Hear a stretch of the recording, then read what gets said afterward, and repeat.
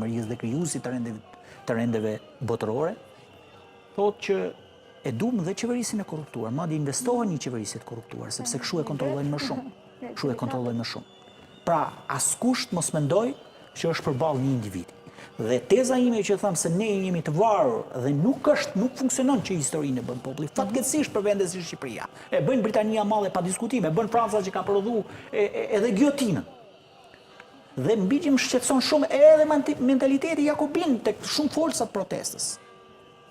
Dhe kjo është detyra ime për me i thënë si qytetar dhe unë mendoj që e bëj këtë detyrë me ndeshmëri përballë shumë turmave, shumë njerëzve të cilët nuk mendojnë si unë dhe shumë mirë, se është pasuri që s'mendojnë si unë, se po të mendoshin si unë, ndoshta do të ishte shkatërruar komplet kjo gjë. Dhe kjo është gjë shumë e mirë. Por duhet të them që kjo mënyrë, ky sistem që është ndërtuar dhe kaq qytetar sa ka ky sheshi, nuk e vendosin në vështirësi fatkeqësisht prodhuesin e këtij sistemi politik.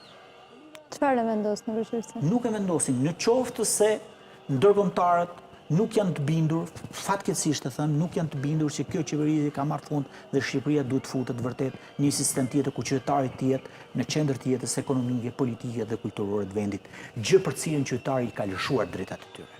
Unë them jo i ka lëshuar, por ja kanë rrëmbyer të drejtat qytetar. Qytetari nuk ka asnjë drejtë. Nuk është qytetari në vendimarrës përfaqësues dhe nuk është askund në jetën politike ekonomike të këtij vendi. Po i rikërkon, pra është vetëdijsuar që i mungon dhe po i rikërkon. Pa diskutim ka qenë gjithmonë ka qenë interesuar. Të them një gjë për pëlqen kjo.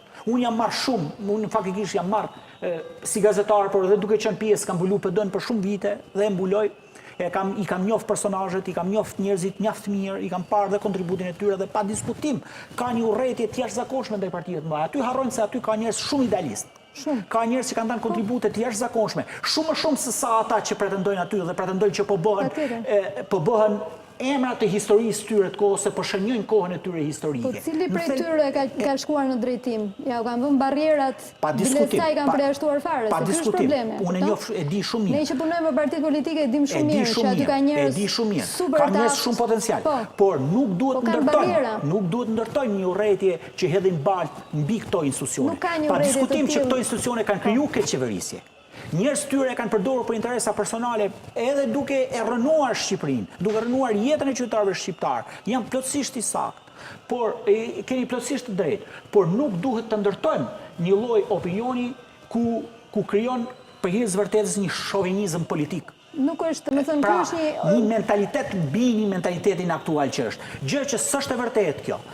E para, e dyta, po përballeni me sistemin me një nga sistemet dhe do përballë një fuqi dhe fatkeqësisht të them që ky numër protestuesish nuk e vendos në vështirësi këtë kryeministër nëse ndërkombëtarët nuk bindet që këtu ka ardhur koha për të bërë vërtet një republikë të re.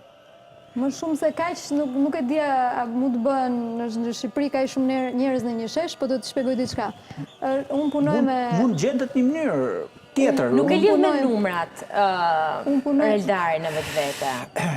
Si? Nuk e lidh me numrat në vetvete. Pra i thot protesta në numrat që ka është. Po nuk e ka për unë me sa e kuptova. Sigurisht edhe numrat janë, por edhe mënyra se si po organizohet protesta nuk e vendos. Ka fjalën te organizimi, sepse sa të një herë që në hyrje edhe unë nuk e vendos në pozitë vështirë kryeministrin edhe asnjë. Se protestë masive Eldar ka shumë të drejtë, as partitë politike nuk kanë arritur ta mbushin. Jo, partitë politike nuk e ngrenë kurrë një protestë të tillë. Bulevardin në këtë mënyrë, shikoj pak të lutem. Regjia ha pak në plan të plot, ta shohim pak çfarë do të ndodhë. Është ngritur me 8 korrik nga Partia Demokratike. Të lutem shihe pak. Po. Dakor. Është rajendje dhe natës, po. Më lejo të them diçka, unë punoj me ndërkombëtarët, është më lidh pjesa ime një pjesë shumë e mirë e punës time dhe ka një gjë që ndodh sepse ne her pas here këtë pjesën e ndërkombëtarëve që do të vinë të shpëtojnë ose shkatrojnë Shqipërinë e kemi një çik të shumë të artikuluar që prej vitesh tashmë, po se vendosën ata nuk ndodh etj. Ajo që unë di dhe ajo mënyra se si funksionon është që ata u përgjigjen atyre gjërave që edhe u kërkohen. Pra është e vërtet kjo pjesa e grepit, është e vërtet kjo pjesa e interesave të ndryshme, një shtet ka interes, një shtet ka interes tjetër, shtetet fshinje kanë ca interesa që mund mos jenë aq pozitive, shtetet tjera si Amerika, Anglia, por shumë tjera kanë interesa më pozitive, por është shumë e rëndësishme të kuptojmë që nëse njerëzit, qytetarët, institucionet, partitë politike, grupimet e intelektualëve nuk kërkojnë gjëra të caktuara ose nuk i ngrejnë çështje të caktuara, ato nuk merren as nga ndërkombëtarët. Kur ne ngrejmë çështje të caktuara, kemi ngritur në shumë raste edhe çështjet e sistemit zgjedhor, edhe të demokracisë brendshme të partive politike, edhe të financimit për shembull që po bëjmë tani të partive politike.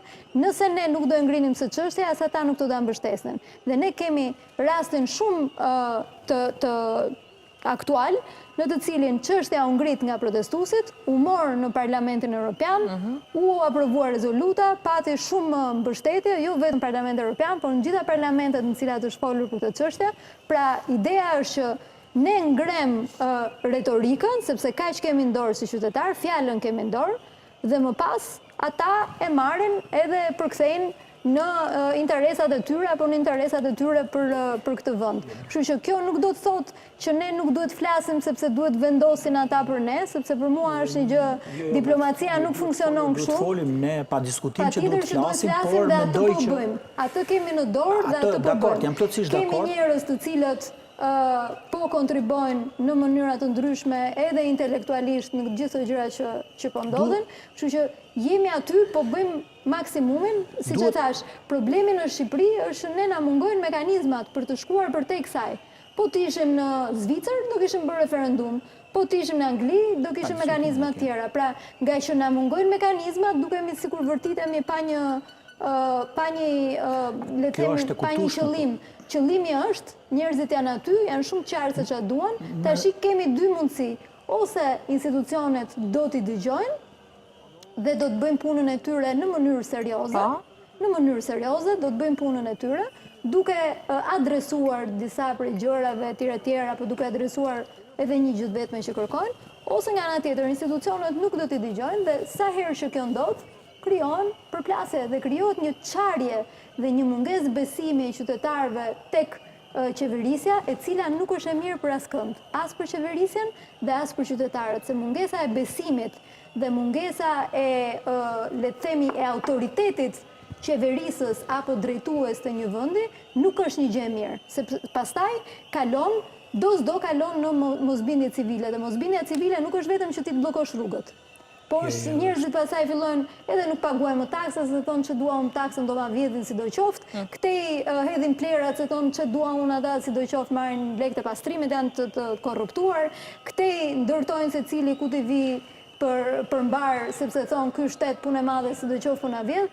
Kjo është mosbindja civile më e rrezikshme. Nuk është ajo ku bllokohen rrugët edhe ku ulen protestuesit dy momente në kryqëzim. Dhe kjo është pikërisht prandaj ne kemi institucionet që të jetë një autoritet i cili ka besueshmëri, po ka edhe maturin për t'u sjellë në momente të rëndësishme për ta mbrojtur popullin e vet, edhe nga ndërhyrjet e huaja të cilat janë bërë kryefjalë tani, edhe nga ndërhyrje të brendshme, edhe nga problematika të cilat mund krijohen nesër pas nesër.